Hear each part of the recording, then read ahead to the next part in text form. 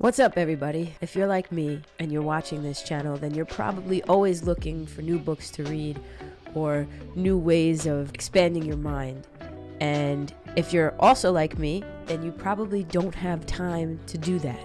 So in today's video, it's a little different, but I've gathered 5 books that are really short. Look at them all together. If you put these together, they make one big book.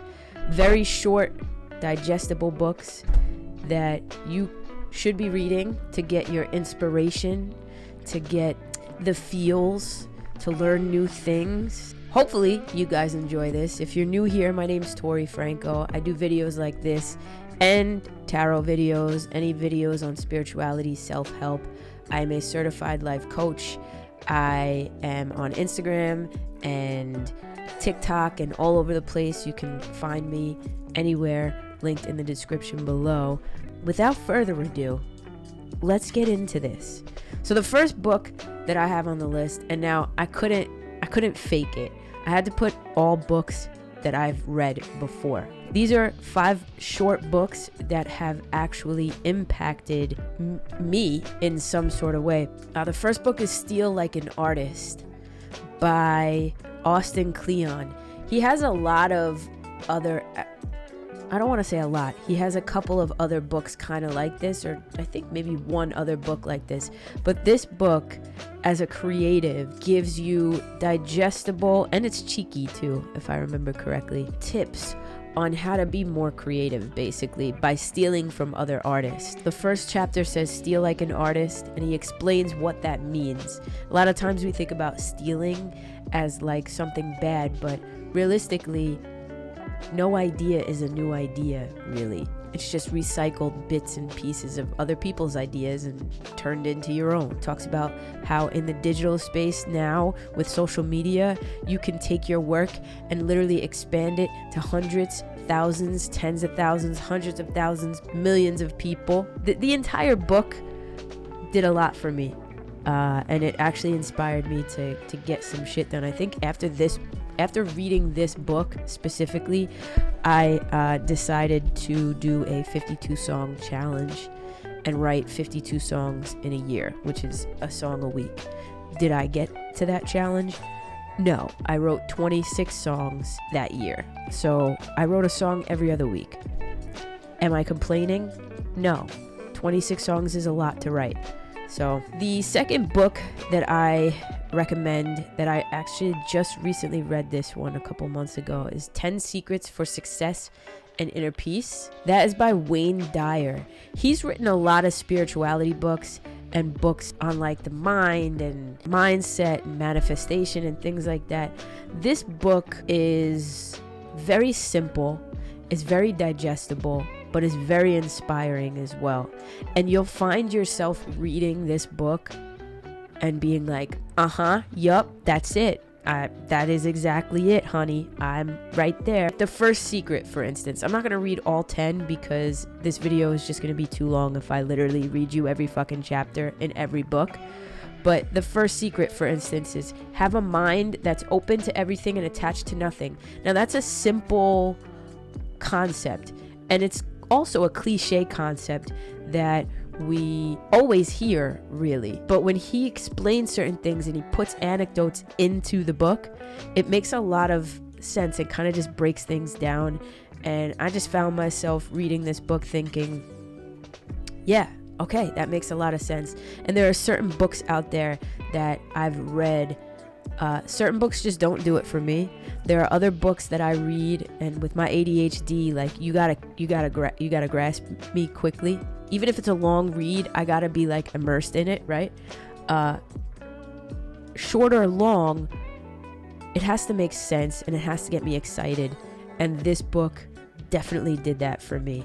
This book had me like, okay, I'm like, the second secret I think is like, don't die with the music still in you. And that quote alone just resonated with me so much on so many levels.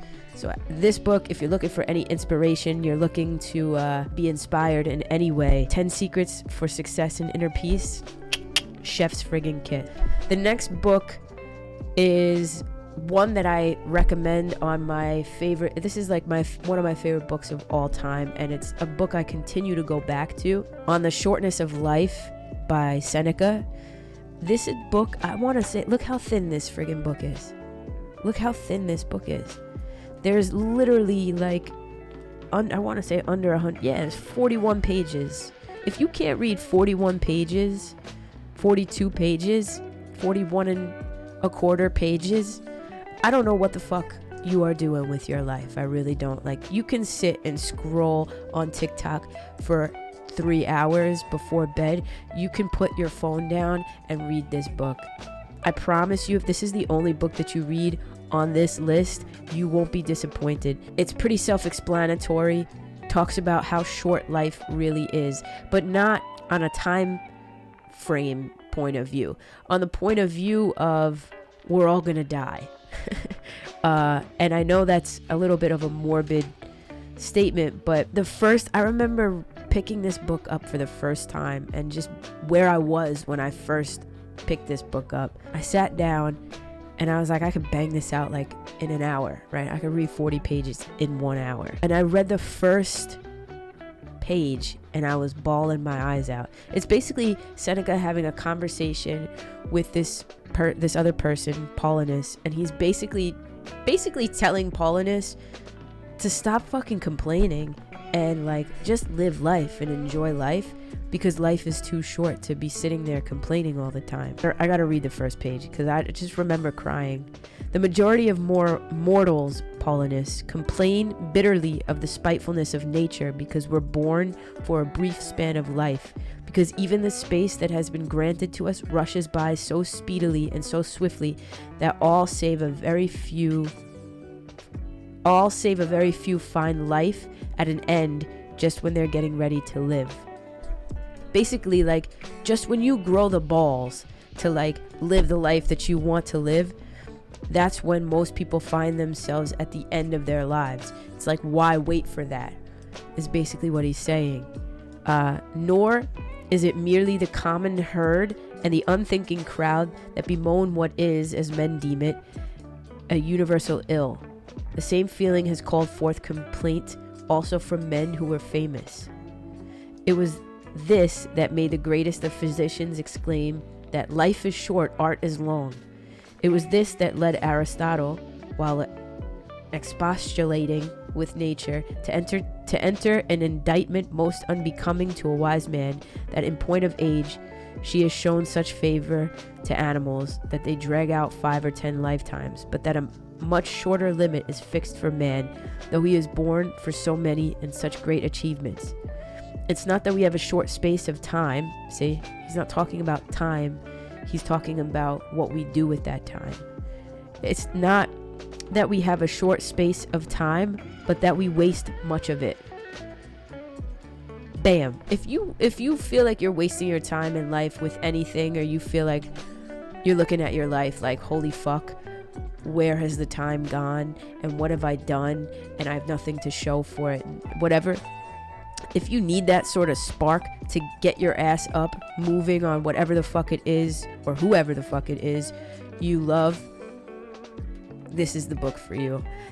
Listen, the way these people wrote back in the day, the way these philosophers wrote back in the day, it's not the easiest to follow at all times, but it's worth the full read through.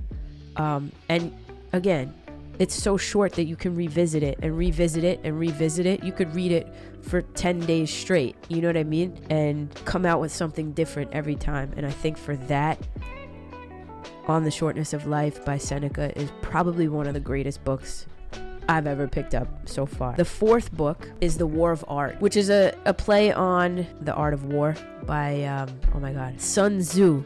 I was going to say that too. The Art of War by Sun Tzu. This is the war of art.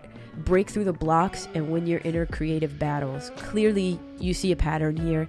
Like, when I need inspiration for my creative endeavors, these are the books that I go to, right? But these are good for anybody, even if you're not a creative, if you're just like a self-starter and you need help starting something, a project, whatever. These books are good for you, especially for people with imposter syndrome. These books are amazing for people with imposter syndrome. This book talks about basically imposter syndrome, but through the eyes of somebody who's creative, who's trying to write a book or, you know, do something creative with their time. This book is definitely, I probably might actually reread this one this year. I haven't read it in a couple of years, by Steven Pressfield.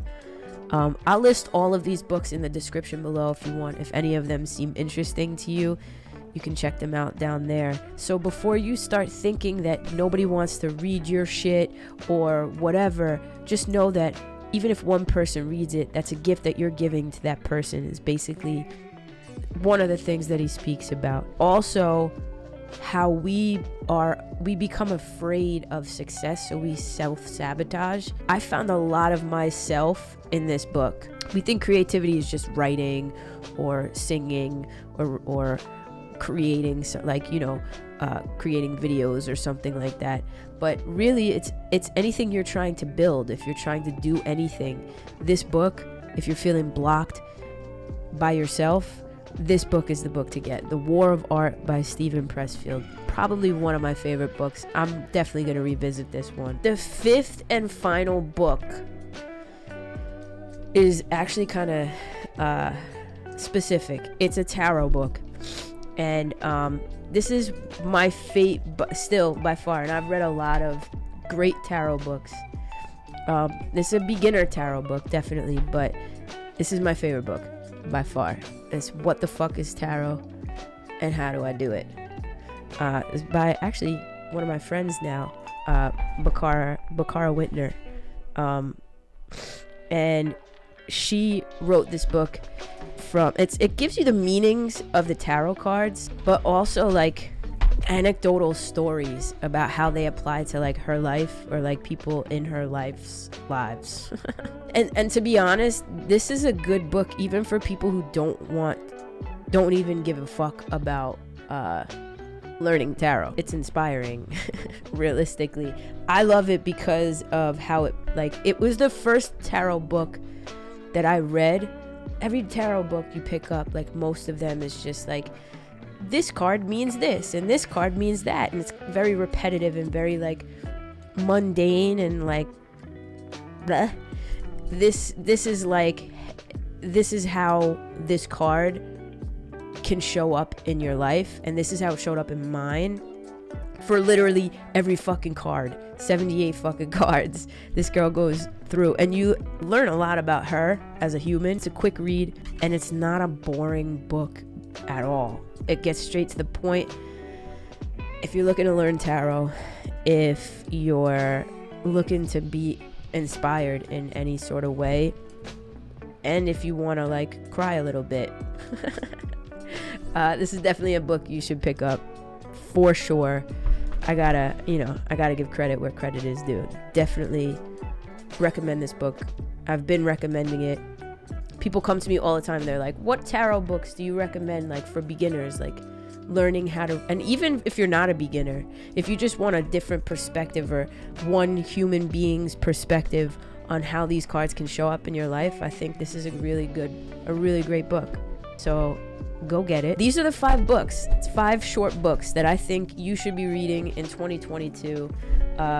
Whether it's for inspiration, to get a new perspective on life, to learn something new, these books are it, and you should definitely at least pick one of them up. Whichever one resonated with you the most, go do it.